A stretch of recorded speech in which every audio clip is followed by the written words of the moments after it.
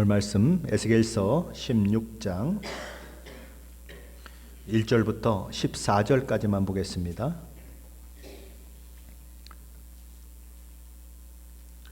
본래는 1절부터 63절까지 봐야 되는데 너무 길어서 1절부터 14절까지만 보십니다. 우리 한 목소리로 같이 봉독하겠습니다. 또 여호와의 말씀이 내게 임하여 이르시되 인자야 예루살렘으로 그 가증한 일을 알게 하여 이르기를 주 여호와께서 예루살렘에 관하여 이같이 말씀하시되 내 근본과 난 땅은 가나안이요 내 아버지는 아모리 사람이요 내 어머니는 헷 사람이라. 내가 난 것을 말하건대 내가 날 때에 내 배꼽줄을 자르지 아니하였고 너를 물로 씻어 정결하게 하지 아니하였고 내게 소금을 뿌리지 아니하였고 너를 강보로 싸지도 아니하였나니 아무도 너를 돌보아 이 중에 한 가지라도 내게 행하여 너를 불쌍히 여긴 자가 없었으므로 내가 나던 날에 내 몸이 천하게 여겨져 내가 들에 버려졌느니라. 내가 내 곁으로 지나갈 때에 내가 피투성이가 되어 발짓하는 것을 보고 내게 이르기를 너는 피투성이라도 살아있으라.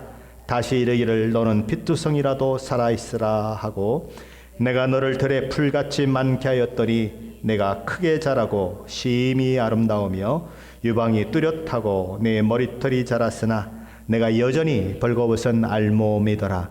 내가 내 곁으로 지나며 보니 내 때가 사랑을 할 만한 때라. 내 옷으로 너를 덮어 벌거벗은 것을 가리고 내게 맹세하고 언약하여 너를 내게 속하게 하였느니라. 나 주 여호와의 말이니라. 내가 물로 내 피를 씻어 없애고 내게 기름을 바르고 수놓은 옷을 입히고 물돼지 가죽신을 신기고 가는 배로 두르고 모시로 덧입히고 배물을 채우고 팔고리를 손목에 끼우고 목걸이를 목에 걸고 코고리를 코에 달고 귀고리를 귀에 달고 화려한 왕관을 머리 위에 씌웠나니 이와 같이 내가 금, 은으로 장식하고 가는 배와 모시와 수놓은 것을 입으며 또 고운 밀가루와 꿀과 기름을 먹음으로 극히 곱고 형통하여 왕후의 지위에 올랐느니라. 내 화려함으로 말미암아 내 명성이 이방인 중에 펴졌음은 내가 내게 입힌 영화로 내 화려함이 온전함이라. 나 여호와의 말이니라. 아멘. 에스겔서 16장은 에스겔서 중에서 가장 긴 장으로서 모두 63절로 되어 있습니다. 그리고 이 남유다를 음료로 묘사하는 부분이 너무 적나라해서 사실 공식적인 그 석상에서 함께 읽기가 민망할 정도의 내용들이 담겨 있는 본문이기도 합니다. 오늘 본문 1절 2절은 이렇게 말합니다. 또 여호와의 말씀이 내게 임하여 이르시되 인자야 예루살렘으로 그 가증한 일을 알게 하여. 남유다를 대표하는 예루살렘은 지금 죄인으로서 하나님의 법정에 서 있습니다. 에스겔 선지자는 남유다를 기소하는 검사 역할을 하고 있습니다. 재판이 시작됩니다. 피고의 이름은 남유다가 맞습니까? 예, 맞습니다. 피고는 몇 년 몇 월 며칠생인 것이 맞습니까? 맞습니다. 그렇게 하나님의 법정의 재판이 시작되는 것입니다. 3절은 이렇게 얘기합니다. 이르기를 주 여호와께서 예루살렘에 관하여 이같이 말씀하시되 내 근본과 난 땅은 가나안이요 내 아버지는 아모리 사람이요 내 어머니는 헷 사람이라.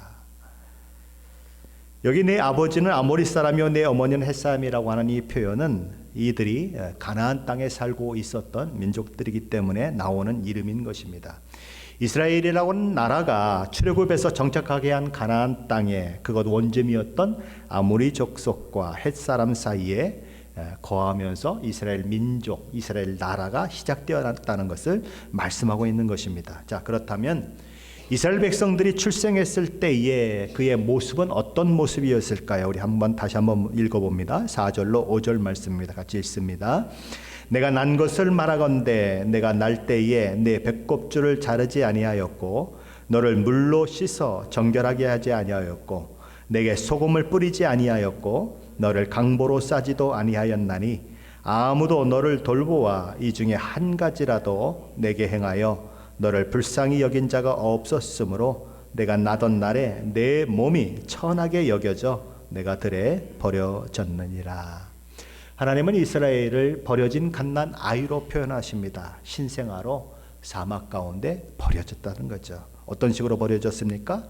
탯줄도 제대로 잘라지지 않은 채, 몸에 묻은 피조차도 깨끗이 씻기지 않은 채, 소금도 뿌리지 않은 채 버려졌습니다. 소금을 왜 뿌리는가라고 하는 것에서 여러 가지 의견들이 있습니다. 지금도 중동에서는 이렇게 어머니들이 자식을 낳으면 소금을 뿌리는 일들이 있다고 합니다. 이 소금을 뿌리는 것에 대해서 대체적으로 가장 많은 의견은 위생적인 측면에서 소금을 뿌린다라고 생각합니다. 소금을 뿌림으로 아이의 피부를 청결하게 하고 튼튼하게 하는 역할을 한다는 거죠. 또한 이 아이는 넷째로 부드러운 천으로 감싸지도 않은 채 버려졌다는 것입니다. 보통 아기를 낳으면 깨끗이 씻어서, 그렇죠? 아주 부드러운 천으로 잘 감싸서 그렇게 아기를 관리하는 것이 옳은데, 이 모든 것들 중에 하나도 혜택을 입지 못하고 아무런 돌봄도 받지 못한 채 부모로부터 그냥 들에 버려졌다. 그게 누구냐면 이스라엘, 유기된 어린 아이와 같다, 그거죠. 사막 가운데 버려졌어요. 핏덩이인 갓난아기가 사막 가운데 버려진 것입니다. 짐승들의 밥이 될 수도 있고 뜨거운 열기에 아마 금방 죽을 수밖에 없겠죠. 그런데 그런 버려진 갓난 아기를, 그 이스라엘을 하나님의 눈이 발견하셨다는 것이죠. 우리 6절 말씀입니다. 함께 읽습니다. 6절입니다. 내가 내 곁으로 지나갈 때에 내가 피투성이가 되어 발짓하는 것을 보고 내게 이르기를 너는 피투성이라도 살아있으라. 다시 이르기를 너는 피투성이라도 살아있으라 하고. 하나님이 보시니까 가망이 없어 보입니다. 그런데 꿈틀꿈틀하는 모습이 보이는 거예요. 하나님은 그 어린 갓난아이를 보시면서 긍휼의 마음으로 이 마음이 막 불타오르는 것입니다. 그래서 그 불타는 마음을 이렇게 반복해서 표현하시는 것입니다. 너는 피투성이라도 살아있으라. 제발 살아있으라. 너는 피투성이라도 살아있으라 라고 말씀하시는 것입니다. 자, 이때가 언제일까요? 이스라엘 백성이 언제 이런 일들을 당했을까요? 많은 학자들은 이것이 야곱과 그의 온 식구들이 팔레스타인이 기근을 당해서 이제 굶어 죽게 될 형편에 처했을 그때를 가리킨다고 그렇게 이야기를 합니다. 자, 그렇다면 그들은 어떻게 그런 기근으로 인하여 멸망할 수밖에 없는 그런 상황 가운데서 망하지 않을 수 있었습니까? 하나님이 이미 그것을 예상하시고 요셉을 오래전에 13년 전에, 그렇죠? 애굽으로 팔려가도록 만드셨습니다. 그리고 지금은 이 애굽에서 요셉이 총리가 되어 있는 것이지요. 그리고 풍년이 7년이 지나가고 또 기근이 또 7년이 시작되는데 한 3년 정도 벌써 지나간 상황이 되는 것입니다. 그러니까 요셉의 나이는 벌써 한 40은 됐겠죠. 바로 그런 것입니다. 그때에 이 가나안 땅에도 굉장한 기근이 있었던 거죠. 그래서 양식을 사러 애굽에 가지 않으면 온 식구가 굶어 죽을 수밖에 없는 그런 상황인데 하나님은 그렇게 미리 준비하셨다는 거죠. 그리고 야곱과 그의 모든 아들, 손자들, 며느리까지 다 이끌고 어디로 가게 하죠? 애굽으로 가게 만드시는 거죠. 그래서 애굽에 도착해서 이 요셉이 총리지 않습니까? 그리고 애굽이라고 하는 그 큰 제국을 멸망으로부터 구원해낸 영과 같은 사람이거든요. 그러니까 이스라엘 백성들은 뭐 백성이라 할 것도 없겠죠. 70여 명밖에 안 되니까. 그렇지만 엄청난 환영을 받는 것입니다. 그래서 아주 그곳에서 굉장히 환영을 받으며 이 70여 명으로 시작됐던 이스라엘이 엄청난 그런 엄청난 인구로 그렇게 불어나게 되는 것입니다. 하나님께서는 버린 아이와 같은 이 이스라엘 백성들을 그렇게 지극정성으로 돌보셔서 애굽에서 아주 번성하게 만들어 주셨죠. 오늘도 본문 그 얘기를 하는 것입니다. 아이는 살았습니다. 들에 풀이 수다한 것처럼 많아졌다라고 기록하는 것입니다. 무럭무럭 자라났습니다. 아름다운 여인으로 성장했습니다. 성숙한 여인으로 그렇게 성장을 했습니다. 그런데 그럼에도 불구하고 그 여인이 여전히 어땠다고요? 벌거벗은 형태로 그대로 있었다는 것입니다. 이전에 벗은 몸으로 버려졌을 때에는 죽음의 위협 가운데 있었지만 성숙했음에도 불구하고 벌거벗고 있다고 하는 것은 또 다른 위험을 불러올 그런 위험 가운데 있게 되는 것입니다. 우리 7절 말씀인데 함께 읽어봅니다. 7절입니다. 내가 너를 들에 풀같이 많게 하였더니 내가 크게 자라고 심히 아름다우며 유방이 뚜렷하고 내 머리털이 자랐으나 내가 여전히 벌거벗은 알몸이더라. 이 말씀은 출애굽기 1장 7절 말씀을 생각나게 만듭니다. 출애굽기 1장 7절은 이렇게 기록합니다. 이스라엘 자손은 생육하고 불어나 번성하고 매우 강하여 온 땅에 가득하게 되었더라. 온 땅에 가득하게 된 것까진 좋은데 그로 인해서 애굽인들의 시기를 받게 되고 위험을 느끼게 만들게 되고 그로 인해서 그들을 향한 핍박이 주어지게 되죠. 애굽인들의 학대가 시작됩니다. 중노동을 하게 되고 노예의 삶을 살게 됩니다. 산파들에게는 남자아이가 태어나면 이스라엘 백성 중에 남자아이가 태어나면 죽이라는 명령이 내려집니다. 근데 그것도 잘 여의치가 않자 결국 남자아이가 태어나면 나일강에 버리라고 하는 그런 명령까지 있게 되는 것입니다. 아무도 보호할 사람이 없는 아기처럼 이스라엘 백성들은 애굽에서 그런 고난 가운데 있는 것입니다. 그런데 그런 이스라엘 백성을 하나님은 찾아오시고 그들을 궁일이 여겨주시는 것입니다. 그리고 그들의 남편이 되어서 그들의 보호자여 부양자가 되기로 작정하시죠. 그래서 에스겔서 16장 8절 말씀입니다. 한번 같이 보십니다. 8절입니다. 내가 내 곁으로 지나며 보니 내 때가 사랑할 만한 때라. 내 옷으로 너를 덮어 벌거벗은 것을 가리고 내게 맹세하고 언약하여 너를 내게 속하게 하였느니라. 나 주 여호와의 말이니라. 보아스의 타작마당을 기억하십니까? 보아스가 얼큰하게 취해서 곡식 다니는 데 가서 잠을 자고 있을 때 누가 그곳에 들어가죠? 룻이 들어가지 않습니까? 그래서 룻이 뭐라고 말합니까? 당신의 옷자락으로 나를 덮으소서라고 얘기하죠. 그래서 기업 물을 자의 모든 책임을 행하라고 그렇게 얘기하는 것입니다. 하나님도 바로 그렇게 룻이 요구해서 보아스가 하는 것과는 정반대로 아무 요구도 하지 않았는데 하나님께서 친히 내 옷자락으로 너를 덮겠다.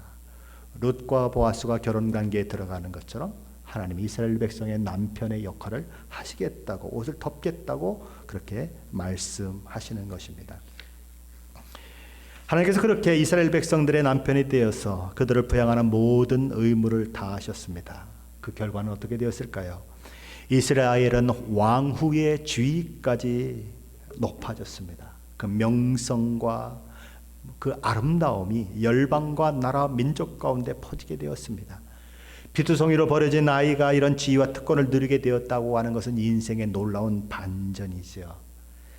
오늘날로 동화책의 이야기를 든다면 하나님께서는 이스라엘 백성들을 신데렐라로 만들어줬어요. 신데렐라 기억나시죠? 가장 비천한 자에서 가장 존귀한 자로 만들어주셨습니다. 우리 10절로 14절 말씀입니다. 함께 다시 한번 읽어봅니다. 10절로 14절입니다. 수놓은 옷을 입히고 물돼지 가죽신을 신기고 가는 배로 두르고 모시로 덧입히고 폐물을 채우고 팔고리를 손목에 끼우고 목고리를 목에 걸고 코고리를 코에 달고 귀고리를 귀에 달고 화려한 왕관을 머리에 씌웠나니 이와 같이 내가 금 은으로 장식하고 가는 배와 모시와 수놓은 것을 입으며 또 고운 밀가루와 꿀과 기름을 먹음으로 극히 곱고 형통하여 왕후의 지위에 올랐느니라. 내 화려함으로 말미암아 내 명성이 이방인 중에 퍼졌음은 내가 내게 입힌 영화로 내 화려함이 온전함이라. 나 주 여호와의 말이니라. 하나님께서 이 벌거벗은 여인에게 가장 좋은 옷을 입혔습니다. 명품 브랜드의 가죽 신을 신겼습니다. 버버리 그런 거 뭐까지 있죠? 저는 명품 이름을 잘 몰라서 여기다 적지를 못했습니다. 최고의 보석들로 온몸을 장식하게 만드셨습니다. 왕실에서나 먹을 수 있는 각종 풍부한 음식들을 먹게 하셨습니다. 고대 왕후들이나 누릴 수 있는 그런 모든 것을 이스라엘 백성들이 다 누리게 되었다는 거죠. 그렇게 하심으로써 이방인들 중에서 이스라엘은 부러움의 대상이 되는 것입니다. 명성이 자자한 나라가 된 것이죠. 하나님께서 그렇게 이스라엘 백성들을 높여주셨습니다. 하나님께서 그렇게 그들을 모든 이방들이 부러워하는 나라가 되도록 만드셨습니다. 그렇다면 이스라엘 백성들은 어떤 행동을 보여야 할까요? 과거에 자기가 피투성이가 된 채, 탯줄도 잘리지 않은 채, 씻기지도 못한 채, 소금을 뿌리지도 못한 채 버려져 있었던 존재였는데, 내가 이런 큰 지위를 얻게 된 것이 사실 누구 때문이에요? 남편 되신 하나님 때문 아니겠습니까? 그렇다면 그는 하나님을 죽도록 살아가며 살아가야 마땅한 것입니다. 하나님도 당연히 이스라엘 백성들, 새로 맞이한 아내 된 이스라엘 백성들을 향해서 그런 기대를 하셨을 거예요. 그런데 그 하나님의 기대가 철저히 무너져 내렸다는 거죠. 우리말에 이런 말이 있습니다. 개구리 올챙이 시절 모른다는 것처럼 이스라엘 백성들은 자기가 어떻게 여기까지 왔는지를, 그리고 자기가 이토록 아름다운 여인으로 수많은 혜택을 누리며 살게 된 것이 하나님의 은혜와 긍휼의 결과라고 하는 사실을 잊어버리는 것입니다. 다 내가 잘나서 그런 것이라고 생각하는 거예요. 도도해졌습니다. 교만해졌습니다. 그리고 그렇게 얻은 화려함과 명성을 가지고 하나님을 섬기는 것이 아니라 다른 열방과 깊은 관계를 맺고 열방의 신들을 섬기는 자로 타락하고 마는 것입니다. 우리 15절 말씀인데 함께 읽어봅니다. 15절입니다. 그러나 내가 내 화려함을 믿고 내 명성을 가지고 행음하되 지나가는 모든 자와 더불어 음란을 많이 행함으로 내 몸이 그들의 것이 되도다. 하나님과 영적 혼인 관계에 있는 아내로서 이스라엘은 하나님을 향한 정절을 지켜야 했던 것이죠. 하나님을 향한 믿음과 하나님을 향한 순종을 가지고 있어야 했던 거죠. 그런데 오늘 성경은 이렇게 표현한 것입니다. 지나가는 남자라면 누구나 상관없이 성적 관계를 맺는 음녀로 전락했다. 하나님께서 그러므로 내 몸이 그들의 것이 되었다고 말합니다. 하나님께 속해야 할 이스라엘이 이방 나라와 이방 신에 속한 자가 되었다라고 말씀하는 것입니다. 이스라엘은 참으로 어이없는 짓을 하면서 우상들과 이방신들과 놀아났습니다. 더 나아가서 여인은 남편이 선물로 준 모든 것, 하나님께서 그에게 허락한 모든 것을 어디에 사용합니까? 이방신을 섬기고 간음하는 데 사용합니다. 우리 16절로 21절 말씀인데 16절로 21절 말씀 함께 읽어봅니다. 내가 내 의복을 가지고 너를 위하여 각색으로 산당을 꾸미고 거기에서 행음하였나니 이런 일은 전무후무하니라. 내가 또 내가 준 금, 은 장식품으로 너를 위하여 남자 우상을 만들어 행음하며 또 내 수놓은 옷을 그 우상에게 입히고 나의 기름과 향을 그 앞에 베풀며 또 내가 내게 주어 먹게 한 내 음식물 곧 고운 밀가루와 기름과 꿀을 내가 그 앞에 베풀어 향기를 삼았나니 과연 그렇게 하였느니라. 주 여호와의 말씀이니라. 또 내가 나를 위하여 낳은 내 자녀를 그들에게 데리고 가서 드려 제물로 삼아 불살랐느니라. 내가 내 음행을 작은 일로 여겨서 나의 자녀들을 죽여 우상에게 넘겨 불 가운데로 지나가게 하였느니라. 하나님은 자꾸 말씀하십니다. 내 것을 가지고, 내가 내게 준 것을 가지고 너는 이러이러한 일을 했다. 하나님께 주신 의복을 가지고 각자 신당을 꾸몄습니다. 이 여인은 하나님께 주신 금은 장식품으로 남자 우상을 만들고 그를 섬겼습니다. 이 여인은 하나님께서 주신 수놓은 옷을 가지고 우상을 입혔습니다. 이 여인은 하나님께 주신 기름과 향을 그 우상에게 드렸습니다. 이 여인은 하나님께 주신 음식물을 우상에게 드렸습니다. 여섯 번째로 이 여인은 하나님께 주신 자녀를 몰렉신을 섬긴다면서 불에 태워 제물로 드렸습니다. 어릴 때, 갓 태어났을 때 자기 부모로부터 버림받은 이 여인은 이제 자기 자식을 이방신에게 제물로 바치는 악을 행하고 있습니다. 부모에게 버림받아 생명을 잃을 뻔했던 과거를 망각한 채 이제는 자기 아이를 불에 죽여 이방신에게 드리는 그 일을 하고 있는 것입니다. 이 악한 여인은 하나님께서 그에게 베푸신 은혜를 망각하고 우상과 이방신을 섬기는데 힘을 쏟아붓고 있어요. 하나님 그런 이스라엘 백성들에게 묻는 것입니다. 22절 말씀입니다. 22절 말씀 함께 읽어보겠습니다. 내가 어렸을 때 벌거벗은 몸이었으며 피투성이가 되어서 발짓하던 것을 기억하지 아니하고 내가 모든 가증한 일과 음란을 행하였느니라. 새롭게 발견된 자신의 아름다움과 만족하지 못하는 욕망에 취한 이 여인은 심각한 기억 상실증에 걸려 있습니다. 목숨이 위태로웠던 처음 때를 기억하거나 자신을 구하기 위해서 여호와 하나님께서 베푸신 은혜와 긍휼에 대해 감사하거나 복종하는 대신에 하나님의 은혜를 발로 짓밟아 버렸습니다. 영적 기억 상실증만큼 신앙에서 무서운 것은 없습니다. 하나님께서 베풀어 주신 은혜를 잃어버리는 것만큼 신앙생활에 있어서 악한 영향을 미치는 것은 없습니다. 저와 여러분 어떠십니까? 하나님의 은혜를 늘 기억하고 있습니까? 나 같은 것이 무엇이기에 나를 구원하셨는가? 나 같은 것이 무엇이기에 하나님의 자녀가 되게 하셨는가? 그 감격이 있습니까? 그 감사가 있습니까? 저와 여러분이 누리고 있는 것들을 한번 생각해 보십시오. 얼마나 많은 것들을 누리고 있습니까? 어린 시절 저와 여러분의 삶과 지금의 삶이 얼마나 달라졌습니까? 신혼초에 살았던 삶과 지금 누리고 있는 것이 얼마나 달라졌습니까? 얼마나 풍족해졌습니까?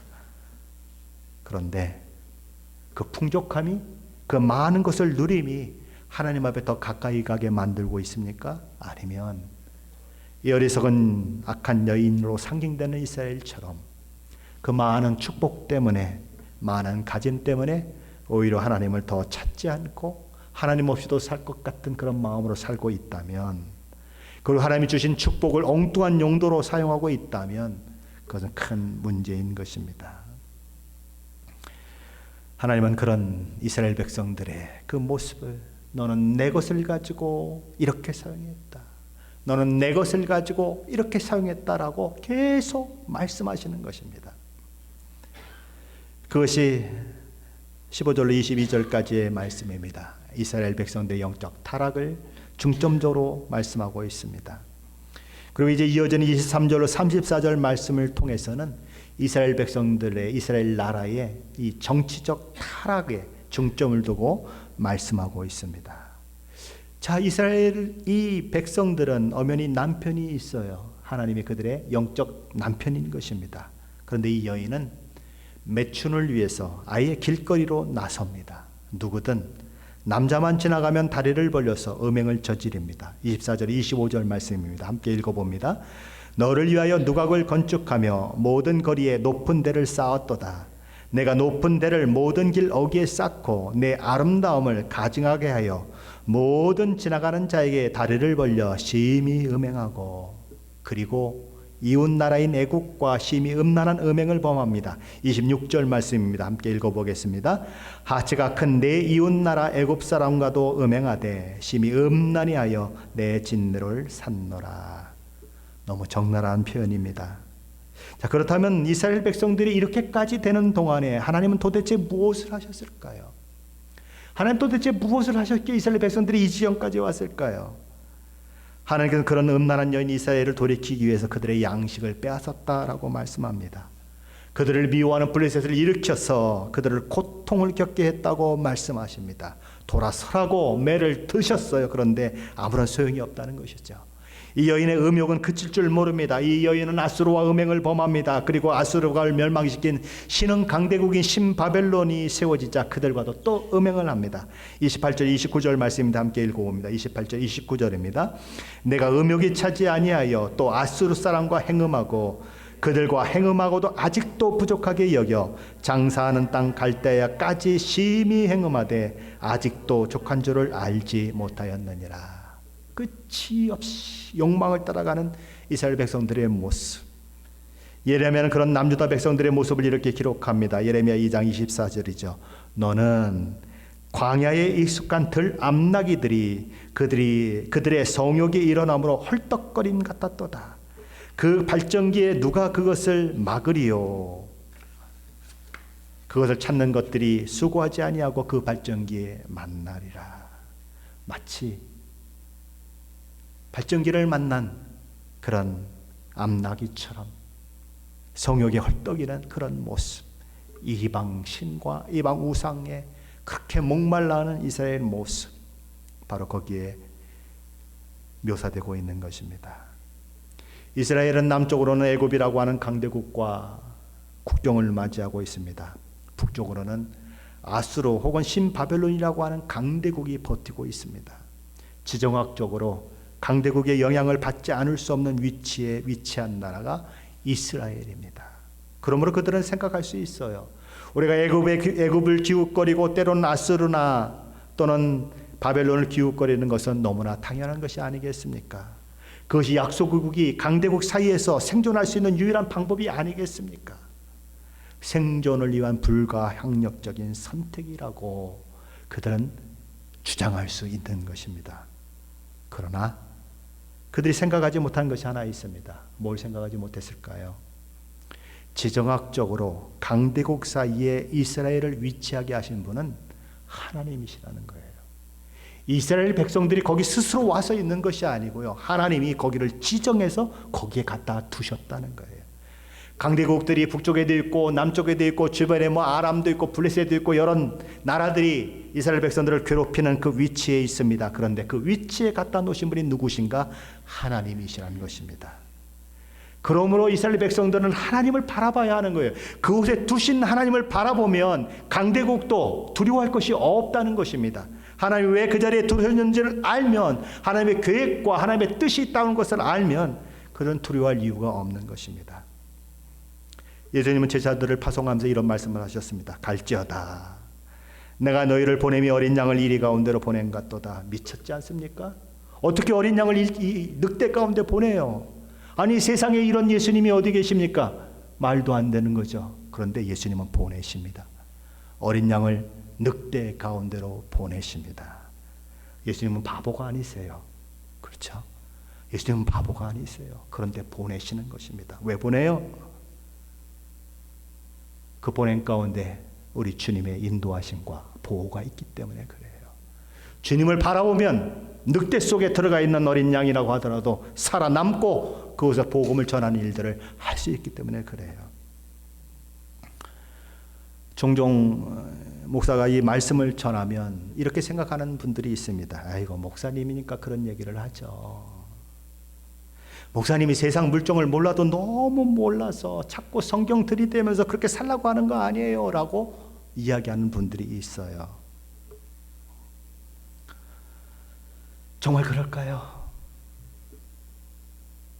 저한테는 그런 소리 할 수 없을 거예요. 저는 10년을 한국에서 직장 생활했습니다. 미국에서 19년을 직장 생활했습니다. 무려 29년을 직장 생활했어요. 군대에도 갔다 왔습니다. 믿음으로 살면 망할까요? 아니에요. 제 경험으로는 믿음으로 살았더니 하나님이 저를 높여주세요. 그건 제 경험이고 제 신앙입니다. 여러분도 마찬가지입니다. 하나님이 두신 곳이 있어요. 하나님이 두신 곳이 있어요. 늑대가 우글우글거리는 것 같고, 나가 잡혀먹힐 것 같고 두렵고 떨리는 곳에 하나님이 나를 두셨을 때가 있어요. 근데 누가 두셨는가를 생각해 보라는 거예요. 누가 두셨는가? 하나님이 두셨다면 그 자리는 하나님의 영광을 드러내는 자리예요. 그럼 우리는 물러서지 말아야 하는 것입니다. 어린 양이 늑대 가운데 있어도 문제가 없는 거예요. 왜요? 주님이 그곳에 보내셨기 때문에 그렇습니다. 근데 이스라엘 백성들은 현실을 보는 눈은 너무 발달했는데 하나님을 보는 눈은 장님이에요. 그들과 함께 동행하시는 하나님, 그들의 남편이 되시는 하나님, 그들을 보호하시고 인도하시고 환난 날에 만날 큰 도움이 되시고 방패와 바위가 되시는 하나님은 볼 눈이 없어요. 그러니 하나님은 멀리 보이고 가까이 있는 강대국은 너무 크게 보이고, 그러니 여기도 붙었다가 저기도 붙었다가 저들이 저 신을 섬겼기 때문에 잘 됐구나, 우리도 그 신을 섬겨야 되겠다라고 생각하고 그 신들을 섬기고 그렇게 가는 것입니다. 오늘 크리스찬들도 그렇지 않은가요? 세상 사람들이 좋다고 하는 돈을 쫓아가고 있지 않는가요? 돈이 최고야라고 우리도 얘기하고 있지 않는가요? 하나님은 아니라고 말씀하시는 거예요. 아니다. 그것은 너희가 망하는 길이고 세상에 잡혀먹는 길이다. 나를 바라보라고 말씀하시는 거예요. 이스라엘 백성들은 그것을 잊어버리고 영적인 창녀로 전락해서 하나님은 정말 적나라하게 정말 읽기도 민망할 정도로 이 에스겔서 16장에 이스라엘의 그 음란을 얘기하고 있는 것입니다. 영적으로 정치적으로 음행을 행하는 창녀로 그렇게 비유하고 있는 것입니다. 그래서 에스겔서는 이스라엘에서는 젊은 사람들에게 읽히지 않았다고 그래요. 읽지 못하게 했다고 그래요. 왜냐하면 이런 내용이 있기 때문에. 자, 그런데 이 이스라엘 백성들은 창녀로 비유해도 너무 과분해요. 오늘 성경이 얘기하는 것입니다. 왜 창녀로 비유해도 너무 과분합니까? 보통 창녀는 돈을 벌기 위해서 몸을 팝니다. 그리고 몸을 판 대가로 돈을 받아요. 그렇죠? 그런데 이 이상한 창녀는 다른 남자와 놀아나는데 그게 신이 나는 것입니다. 그게 너무 좋은 거예요. 그래서 자기 몸을 팔면서도 돈을 받는 것이 아니라 돈을 주면서 데려옵니다. 돈을 주면서 음행을 행하고 돈을 주면서 성욕을 만족시키는 거예요. 아무 남자 하나 불러들여서 그 짓을 하는 것입니다. 우리 33절 34절 말씀입니다. 한번 같이 보십니다. 사람들은 모든 창기에게 선물을 주거늘 오직 너는 내 모든 정든 자에게 선물을 주며 값을 주어서 사방에서 와서 너와 행음하게 하니 내 음란함이 다른 여인과 같지 아니함은 행음하려고 너를 따르는 자가 없음이며 또 내가 값을 받지 아니하고 도리어 값을 줌이라. 그런즉 다른 여인과 같지 아니하니라. 창녀도 이런 창녀가 없는 것입니다. 이런 정도까지 되었으니 어찌 하나님께서 이런 여인에 대해서 이런 이스라엘에 대해서 심판을 행하지 않을 수 있겠는가.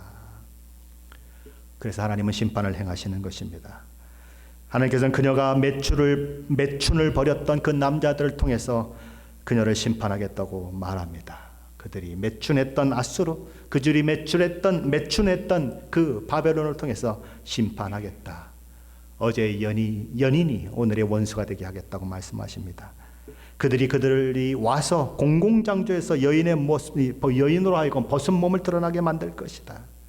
한때 여호와 하나님께서 이 여인의 벌거벗은 몸에 당신의 옷을 덮어주셨습니다. 이제 이 여인의 입고 있던 옷이 벗겨질 것입니다. 옷을 입었다고 하는 것은 하나님과의 언약 관계에 들어갔다는 것입니다. 영적 결혼 관계에 들어갔다는 것을 상징합니다. 옷을 벗었다고 하는 것은 그런 언약 관계가 깨졌다는 것입니다. 이혼에 이뤘다는 것입니다.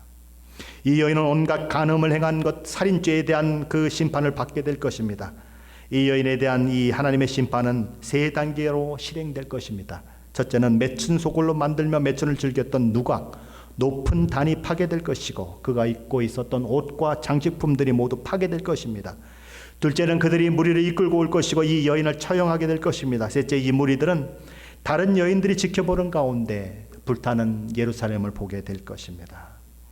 여기까지가 35절 42절까지의 말씀입니다. 자, 그렇다면 이 음란한 여인 이스라엘이 이렇게 하나님의 심판 가운데 처해지는 원인은 어디에 있을까요? 우리 결론 부분입니다. 43절 말씀인데 우리 함께 읽어봅니다. 43절입니다. 내가 어렸을 때를 기억하지 아니하고 이 모든 일로 나를 분노하게 하였은즉 내가 내 행위대로 내 머리에 보응하리니 내가 이 음란과 내 모든 가증한 일을 다시는 행하지 아니하리라.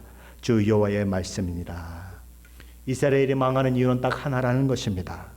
강대국 때문에 망하는 것도 아닙니다. 경제 문제 때문에 망하는 것도 아닙니다. 하나님의 은혜를 발로 짓밟고 창녀보다도 더 나쁘고로운 매춘과 가증한 일을 행했기 때문에 그들은 망하는 것입니다. 이제 하나님께서는 이 남유다의 죄가 얼마나 큰지를 더욱 잘 드러나도록 하기 위해서 과거 아브라함 시대에 멸망했던 소돔을 소환합니다. 이미 아수르 제국에 의해서 멸망당한 북이스라엘을 소환합니다. 46절 47절 말씀인데 함께 읽어봅니다. 46절 47절입니다. 내 형은 그 딸들과 함께 내 왼쪽에 거주하는 사마리아요 내 아우는 그 딸들과 함께 내 오른쪽에 거주하는 소돔이라. 내가 그들의 행위대로만 행하지 아니하며 그 가증한 대로만 행하지 아니하고 그것을 적게 여겨서 내 모든 행위가 그보다 더욱 부패하였도다. 하나님께서 남유다의 형을 사마리아, 북이스라엘이라고 말합니다. 남유다의 동생은 소돔이라고 말합니다. 그 죄의 근원, 죄를 짓는 모든 모습들이 그들과 형제된 것과 똑같다라고 말하는 것입니다. 남유다의 죄질이 얼마나 큰지 형인 북이스라엘과 동생인 소돔을 능가했다. 아수르 제국에 의해서 멸망당한 북이스라엘의 죄는 남유다의 죄에 비하면 절반밖에 되지 않는다라고 52절에 얘기하시는 것입니다. 하나님께서 지금까지 죄와 악함의 대명사처럼 불리웠던 소돔도 그리고 북이스라엘도 오히려 남유다에 비해서는 훨씬 의로운 나라처럼 취급받게 되었다. 누구 때문에요? 남유다 때문에. 남유다가 얼마나 더럽고 추악하고 죄를 많이 졌는지 차라리 소돔은 더 의롭다, 북이스라엘은 더 의롭다라고 칭함받게 되었다는 것입니다. 52절 말씀입니다. 우리 한번 같이 읽습니다. 내가 내 형과 아우를 유리하게 판단하였은즉 너도 내 수치를 담당할지니라. 내가 그들보다 더욱 가증한 죄를 범함으로 그들이 너보다 의롭게 되었나니 내가 내 형과 아우를 의롭게 하였은즉 너는 놀라며 내 수치를 담당할지니라. 예수 믿는다고 하면서 세상 사람들보다 못한 모습들 우리에게도 있을 수 있는 것이죠. 오히려 우리 때문에 세상 사람들이 더 의로운 것처럼 보이는 모습들. 그래서 교회는 욕을 먹고 우리가 욕을 먹고 있는 거 아니겠습니까? 하나님은 그것을 말씀하고 계신 것입니다. 자, 그런데 만일 이렇게 끝났다면 남유다는 아무런 소망이 없었을 것입니다. 하지만 비록 남유다가 망해서 역사 속에 사라진다고 하더라도 하나님께서는 그들과 맺었던 언약을 다시 기억하겠다고 말씀하십니다. 그리고 그들에게 새롭게 시작하겠다고 말씀하십니다. 그렇게 하심으로 아무런 조건도 자격도 갖추지 못한 자신들이 용서받고 하나님의 언약 가운데 다시 참여하게 된 그 놀라운 사건 때문에 이스라엘 백성들은 놀라고 부끄러워서 다시는 입을 열지 못하게 될 것이다 라고 하나님은 선언하신 것입니다. 우리 62절, 63절 말씀인데 함께 읽어봅니다. 내가 내게 내 언약을 세워 내가 여호와인 줄을 내가 알게 하리니 이는 내가 내 모든 행한 일을 용서한 후에 내가 기억하고 놀라고 부끄러워서 다시는 입을 열지 못하게 하려 함이니라. 주 여호와의 말씀이니라. 새 언약을 말씀하십니다. 우리 주 예수 그리스도의 놀라운 은혜로 구원받은 저와 여러분을 향한 미래의 이야기도 이 말씀 속에 들어 있습니다.